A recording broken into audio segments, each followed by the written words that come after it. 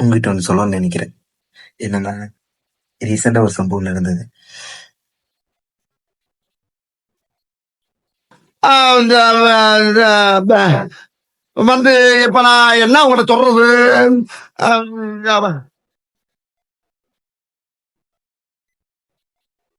நான் வந்து 3 அரியர் வச்சிருந்தேன். அந்த இதெல்லாம் ஒரு படம். 3 அரியர்ல ஒண்ணு பாத்தீங்கன்னா, ஃபர்ஸ்ட் இயர்லயே ஒண்ணு வச்சுட்டேன். அது எடுத்து கிளியரே பண்ண முடியல சொல்லப்போனா. அப்படி இருக்கும்போது ரீசெண்டா ஒருத்தர் கால் பண்ணி டேய் டேய் டேய், அறிகிட்டவனே, பரதேசி போல நீ எல்லாம் ஃப்ரெண்டாடா? ஒரு ஃபோன் பண்ணா அரியர்லாம் கிளியர் பண்ணிட்டேன் ப்ரோ. திங்கட்கிழமை போலாம் அப்படின்ட்டு வெள்ளிக்கிழமை சொல்லும்போது, நான் அவன்கிட்ட கேட்டேன், என்னன்னா என்னாச்சு ப்ரோ? நானா ப்ரோ?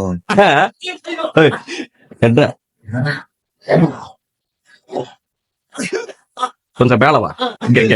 ஏதோ அப்படின்னு. ஆமா ப்ரோ, நீதான் ப்ரோ 3 அரியர் வச்சிருந்தீங்களே, 3மே கிளியர் ஆயிடுச்சு அப்படின்னா. ப்ரோ நான் ரிசல்ட்டை பார்க்கல ப்ரோ, கொஞ்சம் வேலையா இருந்ததுனால என்னால பார்க்க முடியல அப்படின்னு. ரீசெண்டா தான் ப்ரோ ஒரு அண்ணாட்ட கேட்டேன். அந்த அண்ணா என்ன சொன்னாரு, கையை என்ன பண்ணுங்க, முன்னாடி கொண்டு வாங்க, அப்படியே கொண்டு வாங்க, கொண்டு வாங்க, கொண்டு வாங்க, கொண்டு வாங்க, அப்படியே மெதுவா டிக்க ரைஸ் பண்ணி அந்த வாய் வச்சு விடுஞ்சுக்க. வந்துருச்சு பாரு 2 மாசத்துக்கு முன்னாடியே ரிசல்ட் வந்துருச்சு, நீ பார்க்கலையாப்பா அப்படின்னாரு. ஆமா நான் பார்க்கல அப்படின்னு. அதுக்கு அவர் என்ன சொன்னாருன்னா, சரிப்பா உன்னோட நம்பர் வந்து அனுப்பிச்சுடு, நான் பார்த்து சொல்றேன் அப்படின்னாரு. சரி ஓகே, நான் நம்பர் அனுப்பிச்சுனேன். நம்பர் அனுப்பிச்சுட்டு அதுக்கப்புறம் நான் லிங்க்னு தான் அனுப்பிச்சுடலாம் அப்படின்னேன். அதுக்கு அவர் என்ன பண்ணாரு தெரியுமா, லிங்க் அனுப்பிச்சுடுறப்பெல்லாம் அனுப்பிச்சாரு, லிங்க் அனுப்பிச்சுட்டாரு. என்ன லிங்க்னா தலைவரே, எக்ஸாம் லிங்க் அனுப்பிச்சுட்டாரு. சரி என்னடா இப்படி அப்படி சொல்லிட்டாங்கன்னு சொல்லிட்டு நானும் உட்காந்துட்டேன். சரி என்னடா அது நம்மளுக்கு என்ன இது புதுசா, பரவாயில்ல விட பாத்துக்கலாம் அப்படின்னு சொல்லிட்டு நான் ஃப்ரீயா விட்டுட்டேன். அதை கண்டுக்கல. இப்ப ரீசெண்டா ஃப்ரெண்டு கால் பண்ணி, அவனை சொல்லி நிறுத்துங்களேன்டா, அவன் நிறுத்துற அந்த லூசுக்கு மட்டும் வந்துட்டே இருக்கான் போடுறா, நிறுத்துற அவனை பைத்தியக்காரப்ப, காலேஜ் போலாம், எதுக்குடா வரீங்க எங்கெல்லாம்? 3 பேர் போறோம், நீங்களும் வந்துருங்க அப்படின்னாரு.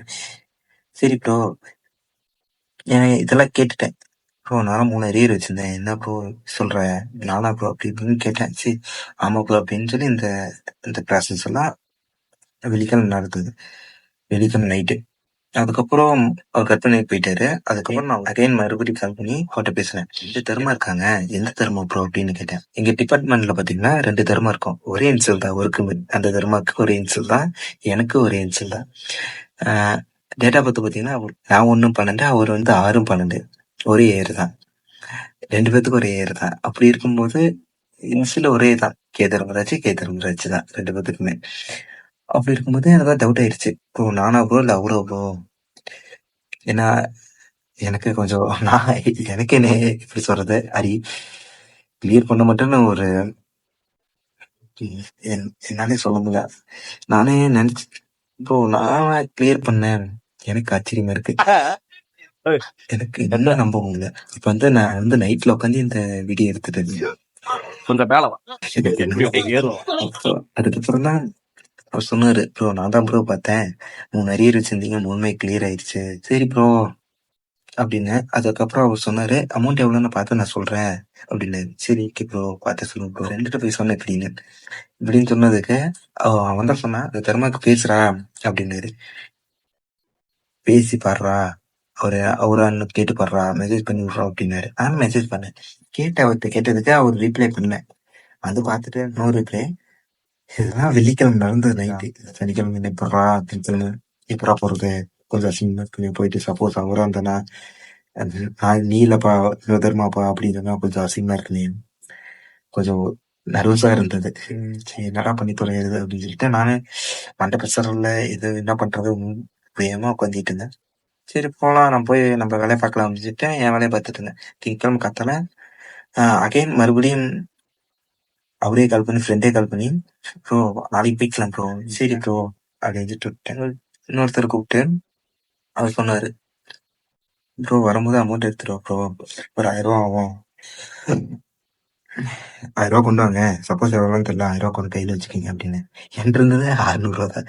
இப்படி 1000 ரூபா ரெடி பண்றது கொஞ்சம் இக்கட்டான சொன்னாலதான். அப்புறம் எங்க அம்மாட்ட கால் பண்ணி கேட்டது பரவாயில்ல, நான் அப்படி கேட்டதில்ல. கால் பண்ணி எங்க அம்மாட்ட அந்த ஒரு 1000 கேட்கறதுக்குள்ள நான் படாத பாடுபட்டேன்.